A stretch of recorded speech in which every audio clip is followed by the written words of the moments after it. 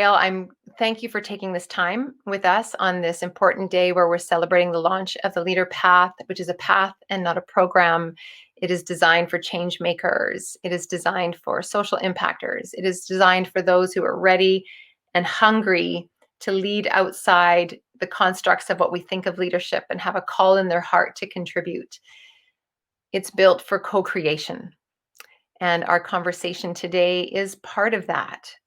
You knocked my socks off last Friday with the way that you described love in leadership.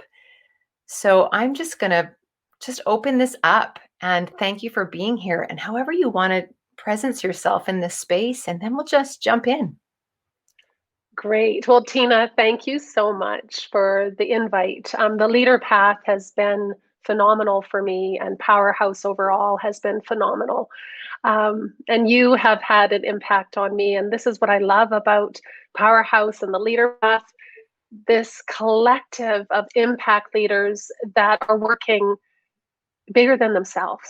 Like that's what it feels so good, because it's not about us. And I believe that as women and men as well, they're collectively, we know that we're stronger and that there's a bigger ask of the world of us as leaders. So love has a big play in that, because I do believe that if you lead with love, you lead with your heart, not with your ego. And I believe somehow fear-based leadership is more about maybe a lack of confidence, maybe there's an insecurity there's something that is not allowing you to embrace and fully be selfless and lead from a place of love, goodness, collective thinking. And I do believe, I've worked in those environments that are fear-based, and I don't bode well with them. So I always wondered, where is my collide? Right. Where's the collide here? Why am I colliding with this? And it comes, then it feeds on my own insecurities and my own lack of confidence, which, we all have at times. And if we name it and call it, it kind of goes away.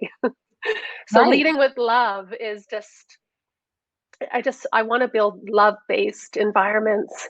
Powerhouse, I feel like I found my clan, my tribe, my people. We speak a similar language, and it's been a while since I've had that.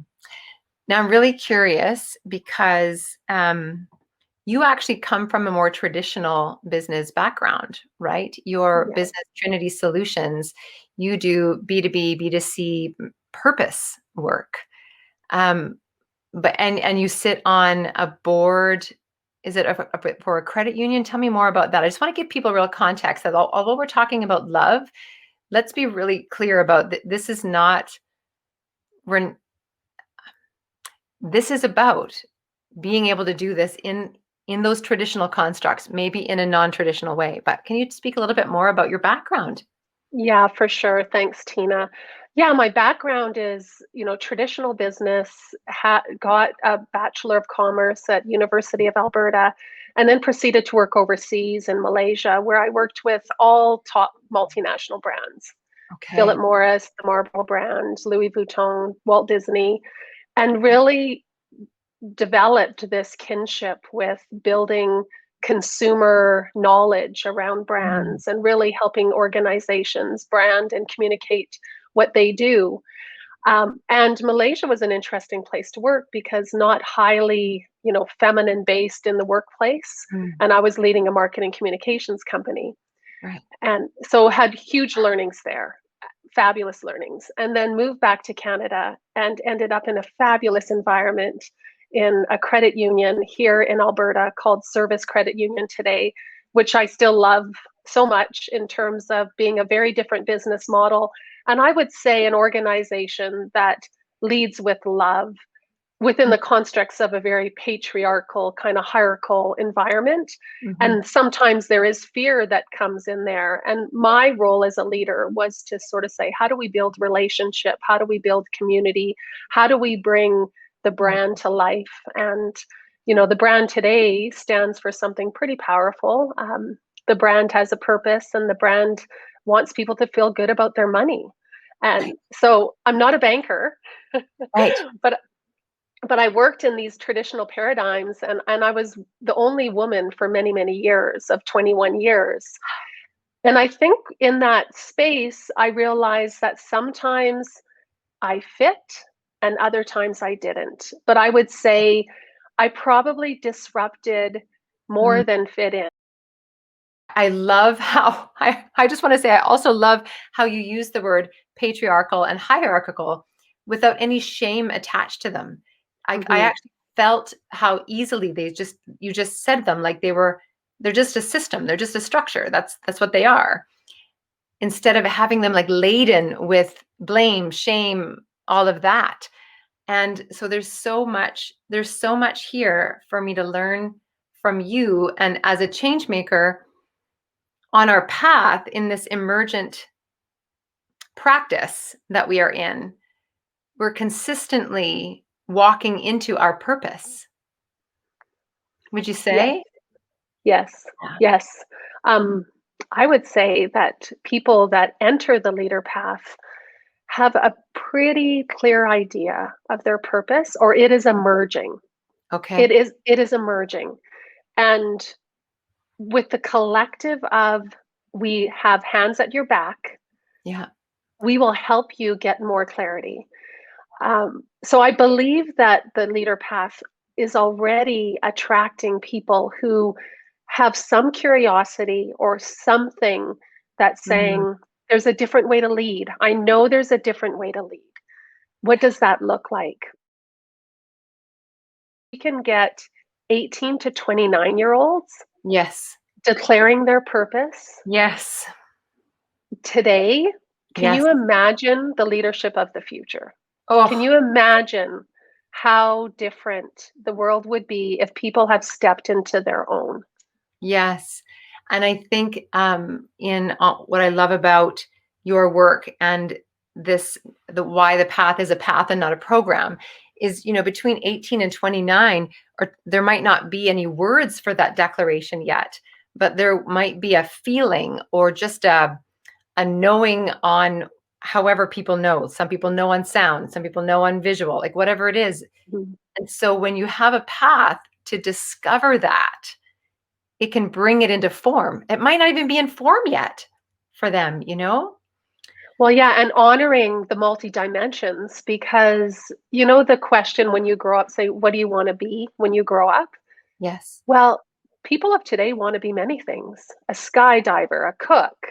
I Right. want to be a business person. Like, it's not just one thing. And how do we honor everyone's individual strengths and talents and bring them into, a culmination of something that serves not only them, but the Yeah. greater world? And Yes. that's what I'm excited about. Think about trust and what's happening today. If you look at the Edelman barometer that measures trust, Hmm. trust is drastically declining. Trust Hmm. of government, trust of companies, trust of, you Hmm.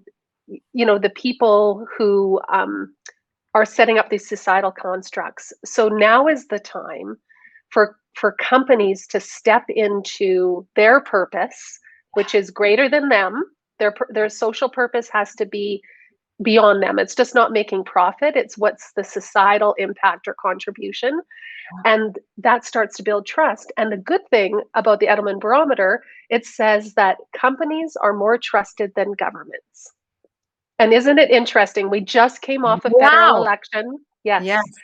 So the consumer believes that it is the corporation that is going to shore up the consumer's wish to do good and be attentive to what we call stakeholder capitalism or cause capitalism or social capitalism. Um, the word capitalism, I think, is can be shifted to something else. And so there's this higher calling. So trust already is breaking down. And Yeah. how do we build up the trust? Yeah. And what does that look like? And there are great companies doing great work. Like the top brands have declared social purposes and they have aims and targets and measures. Like this is happening. where Yeah. we've moved off the shareholder who, pays companies through the stock exchange to Right. stakeholders. So trust is Mm, big for me right there, mhm, from a mhm, corporate perspective, but from mhm. individual perspective as a leader. I wrote this paper in my master's. It's just coming to me now, and it was, you have to give trust to get it. Mm, It's similar to give respect to get it. mhm, mhm, And mm. I think placing trust in, be it a process, a person, the executive team of your company, there's something about giving trust in order to get it. And so I think about my daughter and trusting her that she can step into a store and pay for her own goods at the age of 8, Oh my you know, God. Yeah. and in return, she gives me trust. Like, mommy trusts me, I trust her, and it's starting to build those bonds. Yeah. So so I kind of did the full circle there. Yeah. I really hooked into, and I think this might be the concept that we'll close on, is giving trust in a process Mm. to get trust.